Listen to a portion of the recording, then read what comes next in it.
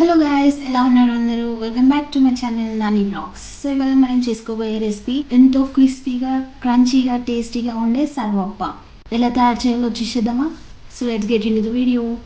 So ముందుగా నేనైతే ఒక గిన్నెలో బియ్యం పిండి తీసేసుకొని అందులో కొద్దిగా కారం, రుచికి సరిపోయేంత ఉప్పు, కల్మాకు, అలాగే కట్ చేసి పెట్టుకున్న గ్రీన్ మిర్చి, ధనియాల పొడి కొద్దిగా, నువ్వులు, జీలకర్ర వేసి పెట్టుకున్నాను. ఇప్పుడు దీన్ని ఒక పక్కకు పెట్టేసి అందులో వేయడానికి పల్లీలు వేయిస్తున్నాను.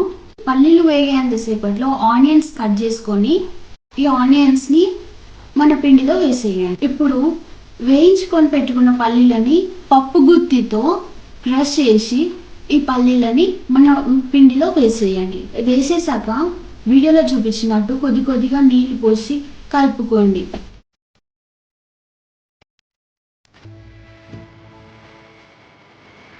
పిండిని వీడియోలో చూపించినట్టు ఒక ముద్దలాగా చేసేసి పక్కకు పెట్టేసేయండి.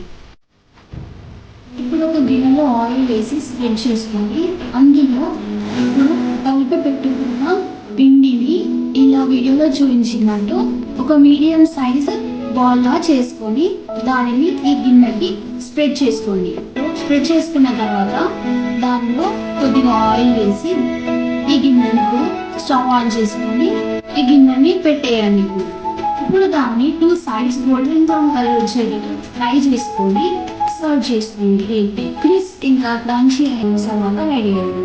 కానీ ఇప్పుడు ఇంకా ఈ సర్వకకి టేస్ట్ని ఇంక్రీజ్ చేసుకోవాలి అంటే ఇప్పుడు ఒక మీడియం సైజ్ ఉల్లిగడ్డని తీసుకొని చిన్న చిన్నగా కట్ చేసుకొని అందులో కొద్దిగా కారం, రుచికి సరిపోయేంత ఉప్పు, ధనియాల పొడి, కొద్దిగా ఆయిల్ వేసుకొని మిక్స్ చేసుకొని ఇప్పుడు దీన్ని సర్వపతో కలుపుకొని తింటే రుచి అద్భుతంగా ఉంటుంది. మీరు కూడా ట్రై చేయండి.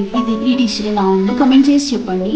ఓకే ఫ్రెండ్స్, మీకు కూడా ఈ సర్వప్ప ఉల్లిగడ్డ కారం రెసిపీ నచ్చినట్టయితే వీడియోకి ఒక లైక్ కొట్టేయండి. టేస్ట్ ఎలా ఉందో మర్చిపోకుండా కమెంట్ చేయండి. For more videos subscribe to Nani youth blogs. Bye bye. See you in the next video.